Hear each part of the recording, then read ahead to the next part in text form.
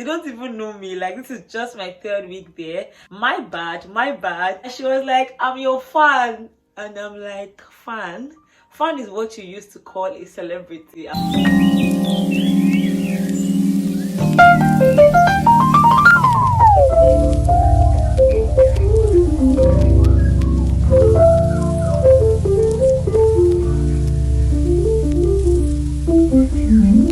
I know by the time you're watching this, it will be way past my birthday because this is my third week of placement, but I know when I'll be posting it, it will be long gone. Yes, this is my birthday week, and you saw the card that they gave me on my birthday. When they gave me the card, I felt so loved because they did not have to give me anything. They don't even know me. Like, this is just my third week there, and I found it so thoughtful, and of course I'm grateful for that. My bad, my bad. I've not greeted you.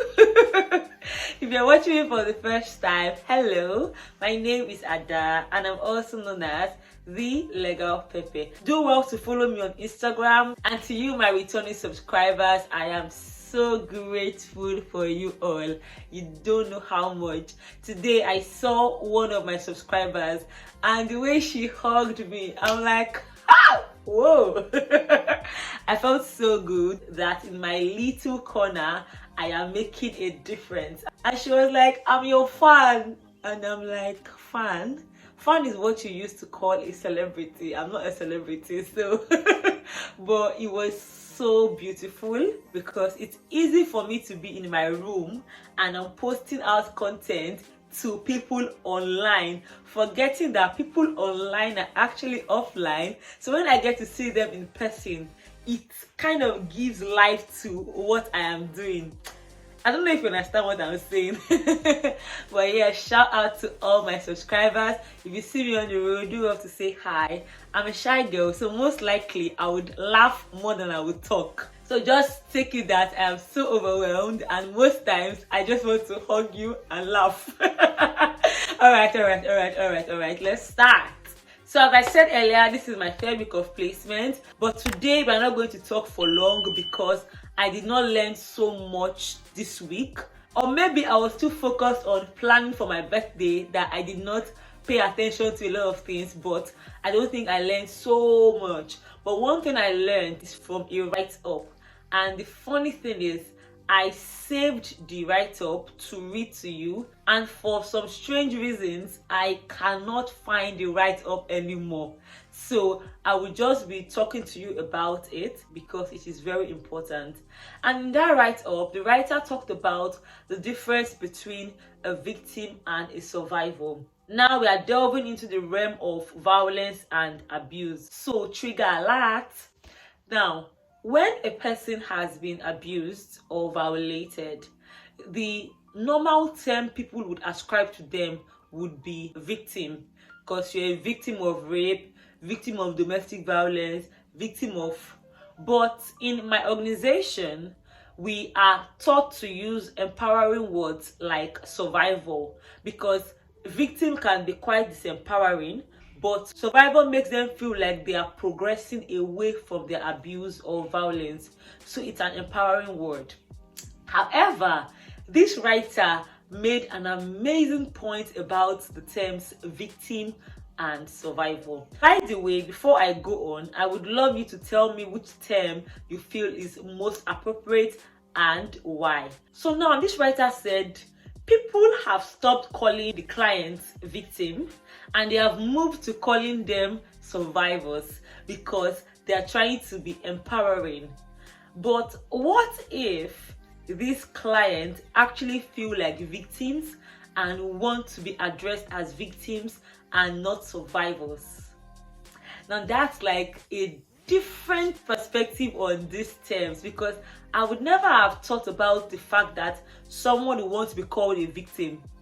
But she was like, some clients feel like victims and they don't want you to empower them. They want to still see themselves as victims.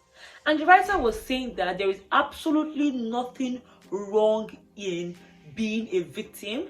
There is nothing wrong in feeling like a victim, because being called a survivor feels like they are now above the abuse. But what of those women that are never above the abuse and they forever want to be seen as victims? Does that mean they are lesser than women that want to feel like survivors? Does that mean the fact that they want to feel like victims, they are worse off by the abuse?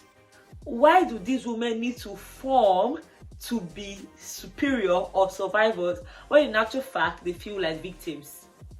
So she ended the write-up by saying, you know what, when you meet a client, ask her, by the way, I'm using her as I've said in my previous videos because I'm just using the general word as female, but it also applies to men. But because our clients are predominantly females, I most likely will be using her as the victim or survivor, just to be clear. So this writer said, ask her what term she would like to be addressed with. And that was like a powerful write-up, because it is the fact. Some people really want to be seen as victims, and that is valid. That does not take away from the healing of the abuse. So also does the client who wants to be called a survivor.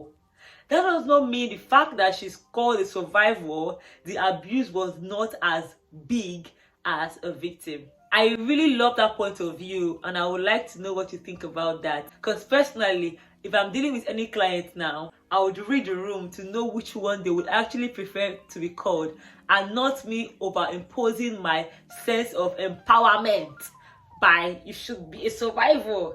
Just reminds me of sickle cell warriors.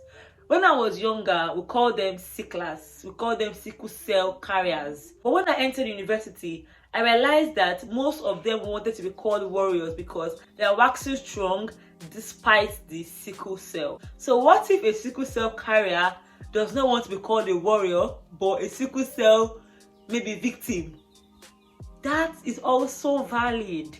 And I just love that point of view. So that's what I can remember that I learned this week.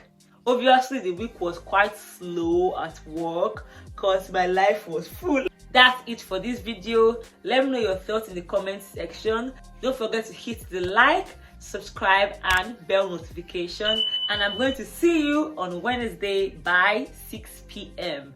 Bye, guys.